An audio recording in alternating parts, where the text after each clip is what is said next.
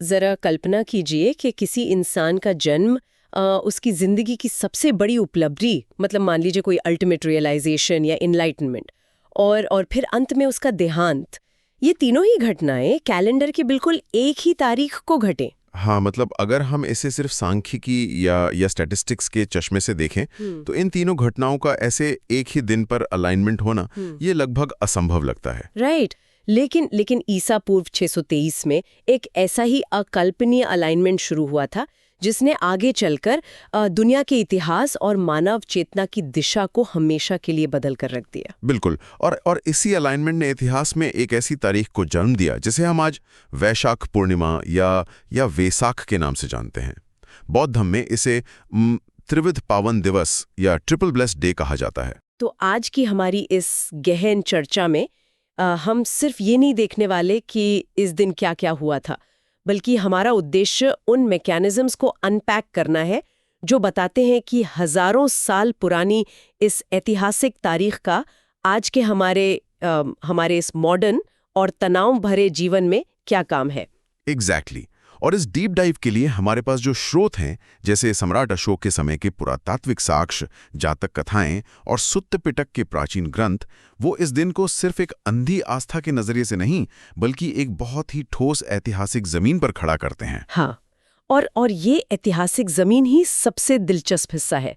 मतलब अगर हम इस अलाइनमेंट के पहले हिस्से की बात करें, यानी जन्म की, रानी महामाया, लुम्बिनी वन, एक शाल वृक्ष का साया, ये सब सुनने में किसी भव्य महाकाव्य की शुरुआत जैसा लगता है ना?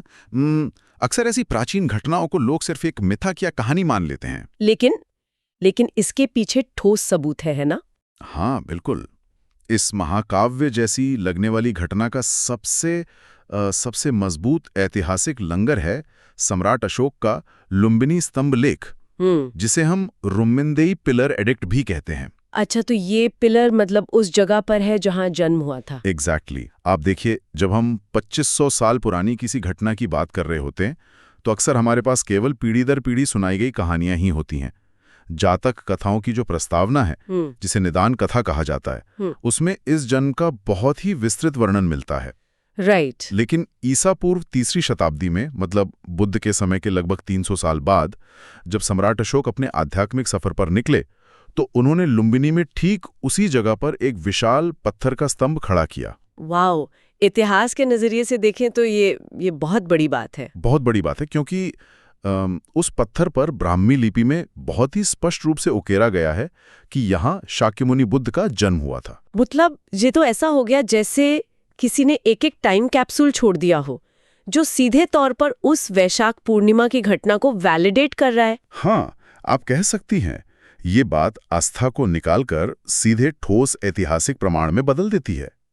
ये पुरातात्विक साक्ष्य उस भौगोलिक स्थान को प्रमाणित कर देता है जहां वह भौतिक जन्म हुआ था, एक राजकुमार सिद्धार्थ का जन्म। लेकिन जहां तक मैं समझ रही हूं, इस त्रिविध पावन दिवस का जो दूसरा हिस्सा है वो किसी भौतिक स्थान तक सीमित नहीं है। वो तो मन के भीतर की एक यात्रा है, राइट? बिल्कुल सही कहा आपने।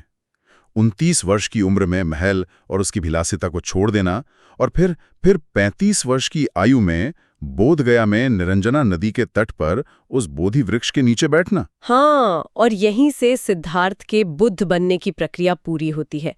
लेकिन पता है, अक्सर हम कहानियों में सुनते हैं कि कोई व्यक्ति पेड़ के नीचे बैठा, उसने आंखें बंद की, आसमान से कोई दिव्य रोशनी आई और अचानक कोई जादू हो गया। हाँ, ये बहुत ही आम धारणा है।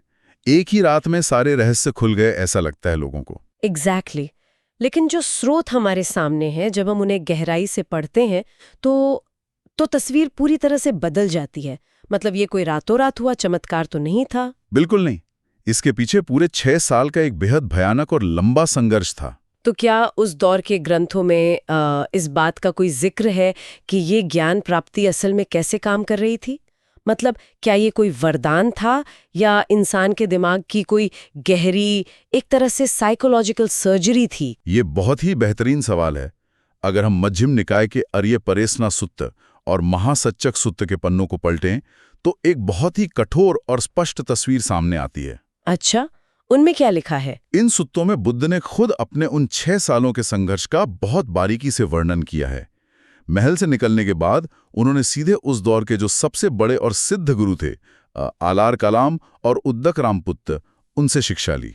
मतलब उन्होंने उस समय की सबसे एडवांस्ड ध्यान विधियां सीखी। हाँ, उन्होंने ध्यान की सबसे गहरी और जटिल अवस्थाओं को प्राप्त कर लिया था।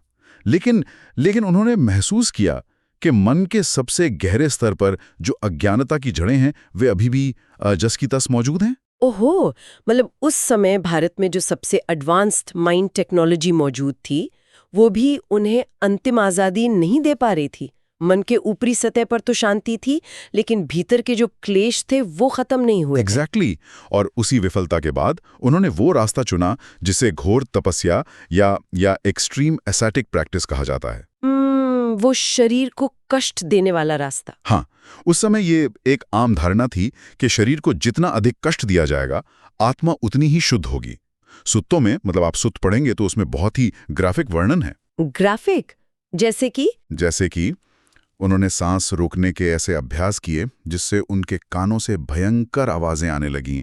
उन्होंने भोजन इतना कम कर दिया कि वे केवल कुछ बूंद सूप पीकर जीवित थे। My God. और लिटरली ग्रंथों में लिखा है कि उनकी रीढ़ की हड्डी की बनावट उनके पेट के बाहर से दिखने लगी थी। वे शारीरिक रूप से मृत्यु के बिल्कुल कगार पर पहुंच गए थे। बाप रे, मतलब स्पाइन पेट के बाहर से दिखने लगी थी। ये तो एक्सट्रीम है। लेकिन शरीर को इतनी यातना देने के बाद भी उन्हें वो परम ज्ञान नहीं मिला, राइट? बिल्कुल नहीं मिला।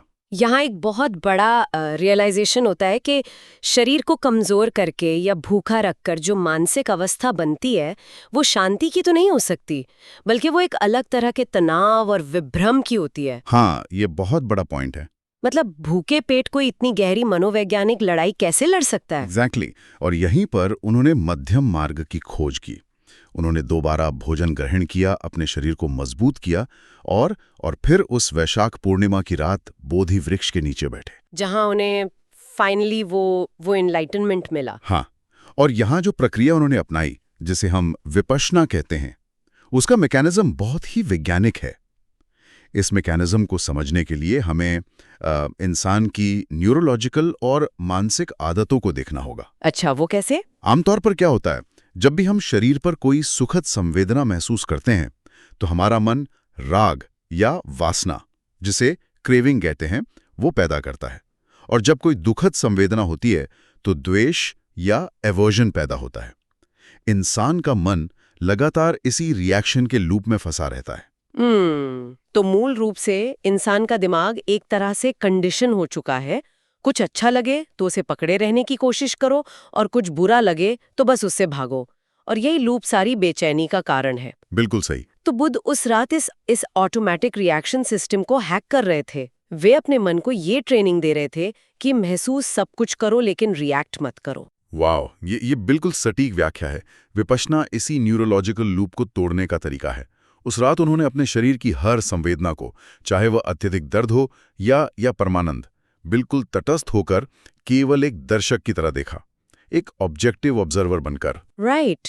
और जब कोई संवेदना के प्रति प्रतिक्रिया नहीं देता तो एक नई कंडीशनिंग नहीं बनती, और जब नई कंडीशनिंग नहीं बनती तो मन की गहराई में दबे हुए पुराने क्लेश, पुरानी आदतें सतह पर आती हैं और नष्ट होने लगती हैं। क्या बात है! इसी तटस्थ अवलोकन के जरिए उन्होंने अज्ञानता और वासना के सबसे गहरी जड़ों को पूरी तरह उखाड़ फेंका। इसी वैज्ञानिक प्रक्रिया के बाद भोर होते होते वे एक पूरी तरह से जागरूक व्यक्ति या बुद्ध बन गए। ये वाकई में हैरत अंगेज है कि कैसे एक व्यक्ति ने अपने ही दिमाग के भीतर झांककर इंसानियत की सबसे गहरी गुत्थी सुलझा ली। अब ज्ञान प्राप्ति के बाद किसी भी इंसान की सबसे स्वाभाविक प्रतिक्रिया क्या होगी? शायद आराम करना। हाँ, विश्राम करना या उसी एकांत में बैठे रहना। लेकिन बुद्ध का अगला कदम पूरी तरह से विपरीत था। उन्होंने अगले 45 साल तक लगातार पैदल यात्रा की। भारत के छोटे छोटे गांवों से लेकर बड़े साम्राज्यों तक वे बिना रुके इस ज्ञान का उपदेश देते रहे। बिल्कुल। और यही निरंतर यात्रा हमें उस अंतिम क्षण की ओर ले जाती है जहां ये पूरा चक्र संपन्न होता है, जिसे महापरिनिर्वाण कहते हैं। 45 वर्षों तक इस धम्म का उपदेश देने के बाद 80 वर्ष की आयु में वैशाख पूर्णिमा के दिन ही उत्तर प्रदेश के कुशीनगर में बुद्ध ने अपना भौतिक शरीर त्याग दिया। कुशीनगर में? हाँ। दीघ निकाय का महापरिनिर्वाण सुत्त, इस अंतिम यात्रा, उनके अंतिम दिनों और अंतिम उपदेशों का सबसे विस्तृत दस्तावेज है। यहाँ ना मैं एक बहुत ही काव्यात्मक विडंबना देख रही हूँ, मतलब एक पोएटिक आयरनी। वो कैसे? अगर इस पूरे जीवन चक्र को ध्यान से देखा जाए तो ये एक अद्भुत फुल सर्कल है। एक राजकुमार जिसका जन्म लुम्बिनी में एक्सट्रीम विलासिता के बीच एक शाल वृक्ष के नीचे हुआ था। हाँ, बिल्कुल। वह व्यक्ति चक्रवर्ती राजा बन सकता था, सोने के महलों में अपनी अंतिम सांसें ले सकता था, लेकिन उनका अंतिम समय कुशीनगर के जंगलों में 2 शाल वृक्षों के बीच बीता। ये जीवन के अंतिम सत्य का कितना शक्तिशाली प्रतीक है। ये बहुत ही गहरी बात कही आपने कि परम मुक्ति का भौतिक प्रगति या राजसी ठाड़-बाट से कोई लेना देना नहीं है। शुरुआत भी प्रकृति की गोद में हुई और अंत भी। बिल्कुल। और ये फुल सर्कल केवल भौतिक स्थानों को नहीं है, ये चेतना की यात्रा का भी एक पूर्ण चक्र है। महापरिनिर्वाण सुत्त इस बात पर बहुत जोर देता है कि बौद्ध धर्म में इस घटना को एक आम इंसान की मृत्यु की तरह क्यों नहीं देखा जा सकता। अच्छा, तो इसे मृत्यु क्यों नहीं कहते? देखिए, जब किसी साधारण इंसान की मृत्यु होती है तो उसके भीतर जो वासना, अज्ञानता और कर्मों का वेग या मोमेंटम होता है, वो एक नए जन्म और मरण के चक्र को शुरू कर देता है। इसे एक बहती हुई नदी के मोमेंटम की तरह समझा जा सकता है। यानी जो न्यूरोलॉजिकल या मानसिक मोमेंटम जीवन भर बना रहा, वो भौतिक शरीर के खत्म होने के बाद भी अपनी गति बनाए रखता है। एग्जैक्टली। लेकिन महापरिनिर्वाण के मामले में स्थिति बिल्कुल अलग है। बुद्ध के भीतर वो वासना, वो अज्ञानता और क्लेशों का जो मोमेंटम था, वो तो 45 साल पहले ही बोधगया में उस बोधि वृक्ष के नीचे ही खत्म हो चुका था। राइट। इसे एक दिए के उदाहरण से समझें। जब किसी दिए का पूरा तेल खत्म हो जाता है और इसकी लौ प्राकृतिक रूप से बुझ जाती है, तो हम ये नहीं पूछते कि वो आग अब कहाँ चली गई। हाँ, आग कहीं जाती नहीं है, वो बस बुझ जाती है। बस। महापरिनिर्वाण का अर्थ है जन्म और मरण के इस पूरे चक्र से हमेशा के लिए बाहर हो जाना। कुशीनगर में 80 वर्ष की उम्र में उन्होंने सिर्फ उस भौतिक शरीर को त्यागा जो प्राकृतिक नियमों के अनुसार बूढ़ा और जीर्ण हो चुका था। दुख का पूर्णतः अंत हो चुका था। तो मतलब ये कोई शोक का क्षण नहीं था, बल्कि परम आजादी और चक्र के पूरा होने का क्षण था। बिल्कुल। दुनिया में जहां हम 2400 घंटे स्क्रीन से चिपके रहते हैं, हाँ, बिल्कुल चिपके रहते हैं, सूचनाओं की बाढ़ में डूबते उतराते हैं और लगातार एंजाइटी से जूझ रहे हैं, वहां एक आम इंसान के लिए इस दिन की क्या प्रासंगिकता है? अगर मैं इसे आज की भागदौड़ से जोड़कर देखूं, तो ये पंचशील और विपश्यना की जो पूरी प्रक्रिया है, मुझे तो ये एक सिस्टम रीबूट या सॉफ्टवेयर अपडेट की तरह लगती है। सॉफ्टवेयर अपडेट, ये बहुत ही दिलचस्प एनालॉजी है ना? जैसे हम फोन या कंप्यूटर से कैशे और बग्स डिलीट करते हैं, वैसे ही वैशाख पूर्णिमा का दिन मन से लालच और क्रोध के बग्स को निकालने का एक मौका है। मैं पूरी तरह सहमत हूं। और इस मानसिक रीबूट का सबसे शक्तिशाली और व्यवहारिक टूल है शील, समाधि और प्रज्ञा का अभ्यास। अब देखिए, वैशाख पूर्णिमा केवल एक धार्मिक मेला नहीं है जहां लोग सिर्फ उत्सव मनाएं। राइट, ये सिर्फ एक हॉलिडे नहीं है। बिल्कुल नहीं। बौद्ध अनुयायी इस दिन का उपयोग गहरे आत्मनिरीक्षण या इंट्रोस्पेक्शन के लिए करते हैं। वे त्रिशरण लेते हैं और पंचशील का दृढ़ता से पालन करते हैं। पंचशील मतलब वो 5 नियम। हाँ, यानी हत्या न करना, चोरी न करना, व्यभिचार न करना, झूठ न बोलना और किसी भी प्रकार के नशे से दूर रहना। यह पंचशील कोई थोपा गया कानून नहीं है। तो फिर क्या है? बल्कि आपके सॉफ्टवेयर वाली एनालॉजी के हिसाब से कहूं तो ये वो मनोवैज्ञानिक फायरवॉल है जो मन के सिस्टम को नए वायरस या नए क्लेशों से बचाता है। आहा, साइकोलॉजिकल फायरवॉल, बहुत खूब। इसके अलावा स्रोत ये भी बताते हैं कि बहुत से लोग इस दिन अष्टशील भी ग्रहण करते हैं, जहां नियम और भी कड़े हो जाते हैं। हाँ, बिल्कुल। लोग अपना पूरा दिन ध्यान में बिताते हैं, सादा और कम भोजन करते हैं और अपने भीतर झांकने का प्रयास करते हैं। मतलब ये उस 6 साल के संघर्ष की एक छोटी सी झलक है जो बुद्ध ने सत्य की खोज में किया था। एक दिन के लिए ही सही, लेकिन लोग उस अनुशासन को महसूस करते हैं। और पता है, ये आत्मशुद्धि केवल अपने व्यक्तिगत दायरे तक ही सीमित नहीं रहती। इस दिन करुणा और मैत्री की भावना को भौतिक रूप से भी अभिव्यक्त किया जाता है। वो कैसे? जब भीतर की ग्रंथियां ढीली पड़ती हैं तो स्वाभाविक रूप से बाहर की दुनिया के प्रति दया पैदा होती है। गरीबों और जरूरतमंदों को भोजन कराया जाता है। और स्रोतों में एक बहुत ही प्रभावशाली परंपरा का भी जिक्र है जिसे लाइफ रिलीज कहते हैं। लाइफ रिलीज मतलब बंदी जानवरों को आजाद करना। एग्जैक्टली। कसाई खानों से जानवरों को खरीद कर उन्हें मुक्त कर देना, ये प्रकृति और दूसरे जीवों के प्रति दया दिखाने का कितना सिंबॉलिक तरीका है ना? मतलब जैसे कोई व्यक्ति खुद अपने मानसिक पिंजरे से आजाद होने का प्रयास कर रहा है और ठीक उसी समय वो बाहर की दुनिया में किसी और जीव को उसके भौतिक पिंजरे से आजाद करके उस करुणा का सीधा अभ्यास कर रहा है। बहुत ही खूबसूरती से जोड़ा आपने इसे। इस करुणा और मैत्री का दायरा इतना बड़ा और यूनिवर्सल है कि इसने वैश्विक पटल पर भी अपनी जगह बनाई है। क्या आपको पता है कि 1999 में संयुक्त राष्ट्र यानी यूएन ने भी एक ऐतिहासिक प्रस्ताव पारित किया था? यूएन ने? वैशाख पूर्णिमा के लिए। हाँ। उन्होंने इस दिन को अंतर्राष्ट्रीय वैसाख दिवस के रूप में आधिकारिक मान्यता दी। ये इस बात का प्रमाण है कि शांति, अहिंसा और मानसिक स्पष्टता का ये संदेश केवल किसी एक धर्म या संप्रदाय तक सीमित नहीं है। बिल्कुल। ये आज की उलझी हुई मानवता के लिए एक सर्वव्यापी आवश्यकता है, जिसे इंटरनेशनल कम्युनिटी ने भी स्वीकार किया है। अगर हम इन तमाम कड़ियों को एक साथ जोड़ें तो ये वाकई एक विस्मयकारी सफर रहा है। हमने ईसा पूर्व 623 के लुम्बिनी से शुरुआत की और सम्राट अशोक के उस ऐतिहासिक स्तंभ को देखा जो इस बात का अकाट्य प्रमाण है कि ये कहानी महज एक मिथक नहीं है। हाँ, ठोस इतिहास है। फिर हमने मध्यम निकाय के पन्नों के जरिए ये समझा कि ज्ञान प्राप्ति कोई चमत्कार नहीं बल्कि इंसान के अपने ही दिमाग के भीतर की गई एक बेहद जटिल और वैज्ञानिक शल्य चिकित्सा थी। महापरिनिर्वाण सूत्र के जरिए हमने ये देखा कि ये एक साधारण मृत्यु नहीं बल्कि एक मोमेंटम का हमेशा के लिए शांत हो जाना था। बिल्कुल। और अंत में हमने समझा कि कैसे पंचशील और ध्यान की ये प्राचीन प्रथाएं आज के हमारे डिजिटल जीवन में एक कारगर सिस्टम रिबूट की तरह काम करती हैं। तो कुल मिलाकर ये वैशाख पूर्णिमा का दिन, ये त्रिविध पावन दिवस, इतिहास, मनोविज्ञान और हमारी आधुनिक जीवन शैली के बीच एक बहुत ही मजबूत पुल बनाता है। हाँ।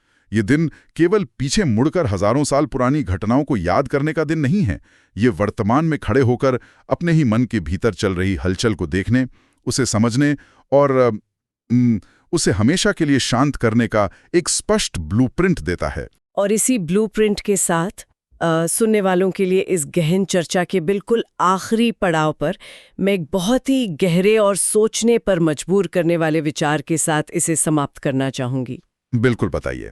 अगर हम सोचें कि एक महापुरुष के जीवन में जन्म, ज्ञान और अंतिम विदाई का चक्र इतनी पूर्णता के साथ एक ही दिन पर संरेखित या अलाइन हो सकता है, तो क्या हम अपनी भागती दौड़ती जिंदगी में उन छोटे छोटे पूर्ण चक्रों या पैटर्न्स को अनदेखा कर रहे हैं? सोचने वाली बात है। क्या होगा अगर हम साल के उन 365 दिनों में से सिर्फ एक दिन को केवल एक और छुट्टी या बाहर घूमने जाने का बहाना न समझें?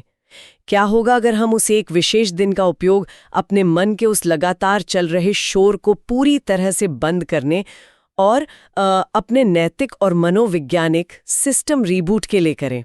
शायद तब हम चीजों को ज्यादा स्पष्ट देख पाएं। शायद उस दिन, उस सन्नाटे में हम भी अपने भीतर के किसी अनदेखे शाल वृक्ष के नीचे बैठ के खुद के अस्तित्व को थोड़ी और गहराई से समझ सकें।